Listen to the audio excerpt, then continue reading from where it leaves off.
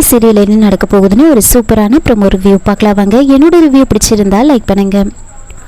ரித்திகா வந்து nail polish வச்சுட்ருப்பாங்க. அப்போ ஐலி வந்து வேலை செஞ்சிட்ருப்பாங்க. அந்த சமயம் பார்த்து ரித்திகாவுக்கு ஒரு கால் வருது. உடனே ஐலி வந்து ஃபோன் எடுக்க சொல்கிறாங்க. ஐலி ஒரு வேகத்தில் போயிட்டு ஃபோனை எடுப்பாங்க. எடுக்கும்போது அந்த ஃபோனை வந்து அட்டன் பண்ணிவிடுவாங்க. உடனே ஐலி ரித்திகா கிட்ட சொல்கிறாங்க, நான் தெரியாமல் கால் அட்டன் பண்ணிட்டேன் அப்படின்னு சொன்னதுமே, சரி ஃபோனை ஸ்பீக்கரில் போடு அப்படின்னு சொல்ல ஸ்பீக்கரில் போடுறாங்க. அப்போ கபிலன் தான் பேசுகிறாரு. கபிலன் பேசுகிற விதத்தை வச்சு வந்து ஐலி கண்டுபிடிச்சிட்டாங்க. என்ன இது அந்த கபிலன் பேசுகிற மாதிரி இருக்கே அப்படின்னு யோசிக்கிறாங்க. அப்போது ரித்திகா கிட்ட வந்து பேசுகிறாங்க, இந்த மாதிரி நாம வெளியில் போகலாம், நீ ரெடியாயிரு அப்படின்னு சொன்னதுமே ரித்திகாவும் ஓகேன்னு சொல்லிடுவாங்க. ஆனால் ஐலிக்கு வந்து சந்தேகமாக இருக்கும், இது அந்த கபிலன் மாதிரியே இருக்கேன், அவன் தானே இப்படிலாம் பேசுவான் அப்படின்னு யோசிச்சுக்கிட்டு சந்தேகமாக வந்து இதை பற்றி வந்து சிவா கிட்ட வந்து சொல்லிட்டு இருப்பாங்க. அப்போது கரெக்டாக வந்து கபிலன் என்ன பண்ணுறாருன்னா, காரில் வந்து இவங்க வீட்டுக்கே ஐலி வீட்டுக்கே வருவார். வந்து கார்லேயே வெயிட் பண்ணுவார். வெளியிலேருந்தே கால் பண்ணுறாரு ரித்திகாவுக்கு, இந்த மாதிரி நான் வந்துட்டேன் அப்படின்னு சொல்ல ரித்திகா, அவங்க தங்கச்சி, அவங்க அத்தை பொண்ணு அப்படின்னு 3 பேரும் ரெடியாகி வராங்க. அவங்க 3 பேரும் சேர்ந்து பப்புக்கு தான் போவாங்க. அவங்க எல்லாரையும் கூட்டிகிட்டு கபிலன் வந்து அங்கேருந்து போகிறதுக்காக வந்து வெயிட் பண்ணிட்டு இருப்பாங்க. இவங்க சிவாவும் ஐலியும் வந்து மாடி மேலே நின்றுட்டு இருப்பாங்க.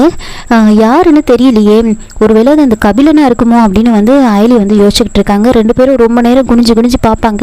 ஆனால் அது யாருன்னே தெரியாது, அவங்களால பார்க்கவும் முடியாது. சரி நாம் வந்து கீழே இறங்கியே போய் பார்ப்போம் அப்படின்னு சொல்லிட்டு கார் நின்றுட்டு இருக்கிற வரைக்கும் ஐலியும் சிவாவும் என்ன பண்ணுறாங்கன்னா கீழே இறங்கி வராங்க. ஆனால் அதுக்குள்ளே ரித்திகா, அவங்க தங்கச்சி எல்லோரும் ரெடியாகி வந்துடுவாங்க. காரில் ஏறிட்டு அந்த கார் வந்து அங்கேருந்து கிளம்பிடும். கீழே அவங்க வரத்துக்கும் அந்த கார் மூவ் ஆகி போகிறதுக்கும் கரெக்டாக இருக்கும்.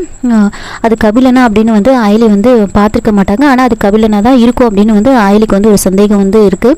அதுக்கப்புறமா கரெக்டாக அவங்க சீஃப் கிட்ட இருந்து ஒரு கால் வருது. அந்த வர்மா வந்து எங்கே இருக்காங்க அப்படின்ற விஷயத்தை வந்து சொல்கிறாங்க. நீங்கள் உடனே வந்து அந்த பப்புக்கு போங்க அப்படின்னு சொல்லி அனுப்புகிறாங்க. அதனால் சிவாவும் ஐலி என்ன பண்ணுறாங்கன்னா பைக் எடுத்துகிட்டு நேராக வந்து அந்த பப்புக்கு வந்து போயிட்டுருப்பாங்க. இவங்களும் அதே இடத்துக்கு தான் வந்து போகிறாங்க. அங்கே போயிட்டுருக்கும்போது கரெக்டாக சிவாவும் ஐலியும் பைக்கில் போயிட்டுருக்கும்போது ஆப்போசிட்டில் அவங்க அத்தை செல்லம்மா வந்து ஆட்டோவில் வந்துட்டுருப்பாங்க. இவங்க 2 பேரும் பைக்கில் போகிறத பார்த்ததுமே அவங்க அத்தை என்ன பண்ணுறாங்கன்னா டக்குன்னு ஆட்டோ திருப்பி அவங்கள ஃபாலோ பண்ணிட்டு போயிட்டே இருக்காங்க. முதல்ல வந்து கபிலன், ரித்திகா இவங்க எல்லாரும் வந்து உள்ளே போயிடுவாங்க. அதுக்கப்புறமா பின்னாடி வந்துட்டு ஐலியும் சிவாவும் வந்துட்டு வேறு ட்ரெஸ் மாற்றிட்டு நேராக வந்து அந்த பப்புக்குள்ளே வந்து போகிறாங்க. இதை வந்து அவங்க அத்தை செல்லம்மா வந்து பார்த்துட்டு இருப்பாங்க. என்ன இது இப்போ வேறு ட்ரெஸ்ஸில் போகிறா அப்படின்னு அப்படியே பார்த்து ஃபாலோ பண்ணிக்கிட்டே வராங்க. உள்ளே போன ஐலியும் சிவாவும் அப்படியே தேடிக்கிட்டே போகிறாங்க. கபிலன் ஒரு பக்கம் வந்து அந்த வர்மா வந்து மீட் பண்ணி பேசிகிட்டு இருப்பாங்க. அந்த வர்மா கொஞ்சம் பணமும் வந்து கபிலனுக்கு வந்து கொடுத்துருப்பாங்க.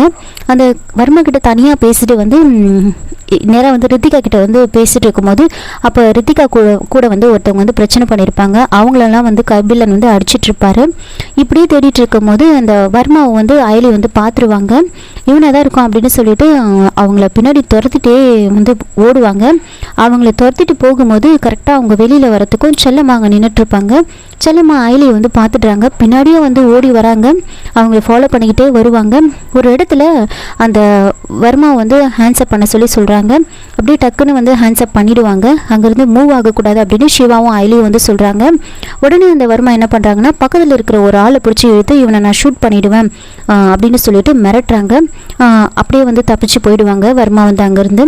அப்போது அந்த வர்மாவை துரத்திட்டு போகும்போது கரெக்டாக வந்துட்டு ஐலி கையில் இருந்த வாட்ச் வந்து அங்கே கீழே விழுந்துடும். செல்லம்மா பின்னாடி வந்து ஓடி வந்துட்டுருப்பாங்க. அந்த வாட்சை பார்த்ததுமே இது ஐலியோட வாட்ச் தானே அப்படின்னு யோசிச்சுக்கிட்டு அந்த வாட்சை எடுத்துக்கிட்டு நேராக வீட்டுக்கு போகிறாங்க. அப்புறமா ஐலியும் பின்னாடியே வந்து போயிடுவாங்க. அந்த வாட்சை வச்சுட்டு ஐலியை பயங்கரமாக நிற்க வச்சு கேள்வி கேட்டுட்ருக்காங்க. இதோட இந்த ப்ரோமோ வந்து முடிச்சிருக்காங்க. என்னோட ரிவ்யூ பிடிச்சிருந்தா லைக் பண்ணுங்கள், மறக்காமல் சப்ஸ்கிரைப் பண்ணுங்கள். தேங்க்யூ.